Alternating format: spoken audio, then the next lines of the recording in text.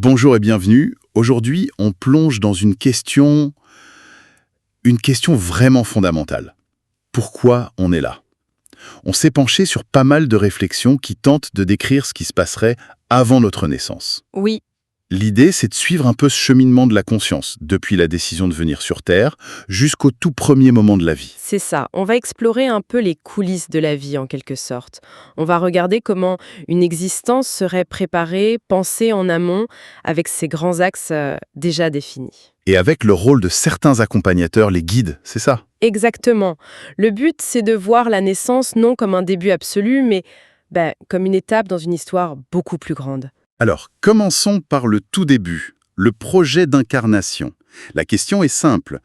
Pourquoi une conscience, qui serait dans un état de complétude, sans nos soucis, déciderait de se lancer dans l'aventure terrestre, avec tout ce que ça implique? La réponse qui revient tout le temps, c'est la croissance, l'expérimentation. D'accord. Chaque expérience sur Terre viendrait enrichir ce qu'on peut appeler une essence d'être. Il y a une image qui est souvent utilisée pour ça et qui est très parlante. La marguerite. Oui, la marguerite.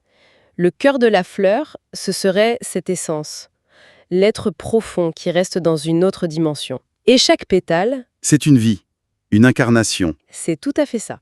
Chaque vie est une exploration d'un thème. Prenons un sujet très concret, l'argent. D'accord. Pour en comprendre toutes les facettes, une âme pourrait vivre une vie de pauvreté qui mène à la richesse, puis une autre dans le dénuement total, une autre où l'argent sert juste au plaisir personnel, et puis une où il devient un outil de générosité. Et peut-être une autre où c'est un outil de pouvoir. Exactement. Le but est de maîtriser complètement le sujet. Une fois la leçon intégrée, on passe à autre chose. Mais alors, si tout ça est planifié, l'âme décide de son programme toute seule? Pas tout à fait. C'est là que ça devient intéressant. Elle le ferait en collaboration avec son guide. D'accord. C'est ensemble qu'ils choisiraient les grandes lignes. Les parents, les dates approximatives d'arrivée et de départ, les rencontres karmiques importantes. Celles qui vont tout changer, que ce soit en amour, au travail. Oui, et surtout, les épreuves nécessaires pour dépasser les incompréhensions des vies d'avant. Ce qui est fascinant, c'est le rôle de ce guide. On pourrait croire qu'il est là pour nous pousser à en faire le maximum. Alors pas du tout, et c'est un point essentiel. L'âme, dans cet état de pure conscience, n'a pas d'émotion. D'accord. Elle pourrait donc se dire, par pure logique d'évolution, bon, pour aller plus vite, je me programme 10 épreuves majeures dans ma prochaine vie. Ce qui serait, une fois sur Terre, juste invivable. Voilà. Le guide, lui, connaît le quota émotionnel. Il sait ce que l'être humain peut supporter, il a la mémoire de la souffrance. Il est le garde-fou, en fait. C'est ça. Il va tempérer les ardeurs de l'âme pour éviter ce qu'on appelle une interruption de contrat. Un départ volontaire de la vie. Oui, parce que la charge serait devenue insupportable. Le but, ce n'est jamais de souffrir pour souffrir. Le but, c'est d'apprendre. Une épreuve trop lourde, ça brise, ça n'apprend rien. C'est beaucoup plus clair. Alors, une fois que ce contrat est validé, comment se passe la descente vers la Terre? Ce passage doit être intense. C'est un processus qui est décrit comme très graduel, justement pour éviter un choc. On ne peut pas passer d'une très haute vibration à la densité de la matière d'un seul coup. C'est un peu comme un plongeur et ses paliers de décompression. Je vois. Une descente par étapes pour s'habituer. On parle parfois d'une quarantaine astrale. C'est une bonne idée, oui. Une sorte de sas où l'âme s'isole un peu de son groupe pour s'habituer aux basses fréquences. C'est sur le tout dernier palier, juste avant de s'incarner, qu'elle retrouve son guide pour un dernier briefing. Et que lui dit-il? La première instruction est cruciale. Il lui apprend à ne pas descendre trop bas en vibration, pour éviter les zones de turbulence, des plans où errent des consciences en souffrance qui pourraient interférer. Et c'est à ce moment que le lien avec la future mère se crée. Oui, l'âme entre dans ce qu'on pourrait appeler un sas de transition. Elle commence à tourner autour de l'aura de sa mère, qui souvent ne sait même pas encore qu'elle est enceinte. Elle s'imprègne de l'ambiance, en quelque sorte. C'est ça, des vibrations de la famille et de l'environnement, jusqu'au moment de la première connexion physique. L'instant diapason. J'aime beaucoup cette expression. Qu'est-ce que c'est? C'est une étincelle cosmique, le premier contact vibratoire direct entre l'âme de la mère et celle du bébé. C'est la première intégration dans le ventre maternel. Et ça peut créer un choc. Un choc vibratoire si fort que le cœur du fœtus peut s'emballer. C'est une explication possible à certaines accélérations cardiaques qu'on observe parfois au tout début de la grossesse et qu'on n'explique pas médicalement. C'est fascinant. On en arrive donc à la naissance. Chez nous, on célèbre ça comme un miracle, c'est une grande joie. Mais de l'autre côté, la perspective est différente. Oui, le mot qui revient, ce n'est pas miracle, c'est prouesse. Ah oui, La vraie prouesse pour une âme, c'est d'accepter de quitter un état de liberté totale, de conscience absolue, pour s'enfermer dans un corps physique avec une conscience limitée. C'est vu comme un acte de courage immense. c'est un renversement total. Nous, on craint la mort, qui serait une libération. Et on se réjouit de la naissance, qui serait le début d'un enfermement. Il y a un peu de ça, oui. Une fois né, le travail continue. Et on se demande souvent pourquoi les bébés dorment d'autant. Dans cette optique, le sommeil, c'est pas du tout passif. C'est un temps de travail, l'âme débriefe. C'est exactement ça. Elle profite de ces moments pour se ressourcer, retrouver son guide. Il revoit le parcours, ajuste les prochaines étapes. Le lien est très actif. Il est dit que jusqu'à 1 an, le bébé garde la pleine conscience de son plan de vie, Ce qui veut dire, qu'il peut encore changer d'avis. c'est une possibilité qui est évoquée.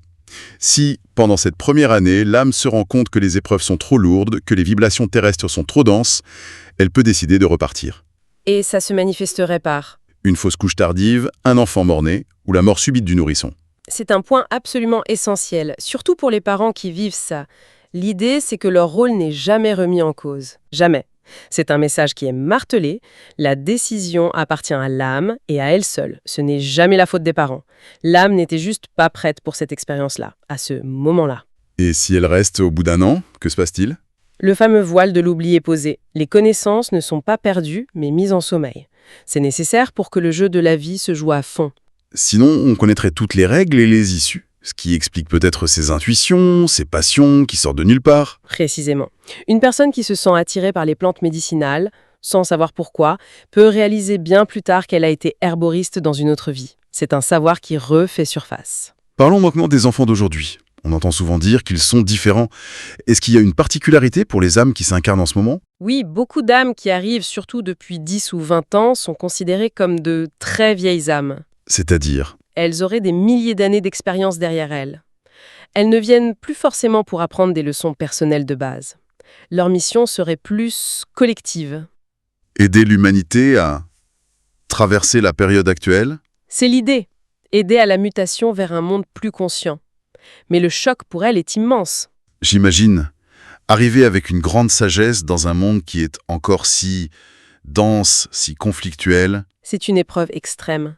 Ce sont souvent des enfants très matures pour leur âge, avec un vocabulaire d'adulte, un besoin viscéral d'indépendance.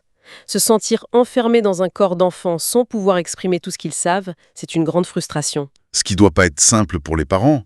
Comment les accompagner au mieux ? Alors, un point revient avec beaucoup d'insistance, l'importance du cadre et de la discipline. C'est paradoxal, non ? Pour des âmes qui cherchent la liberté ? En apparence, oui, mais il ne s'agit pas de brimer, il s'agit de canaliser.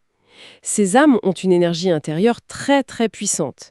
Si cette énergie n'est pas bien canalisée pendant l'enfance, avec des règles claires et aimantes, Elles risquent de partir dans tous les sens à l'adolescence.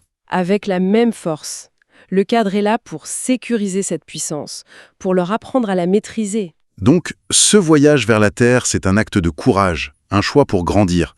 On a beaucoup parlé des difficultés, mais ce n'est pas que ça. Ah, mais absolument pas.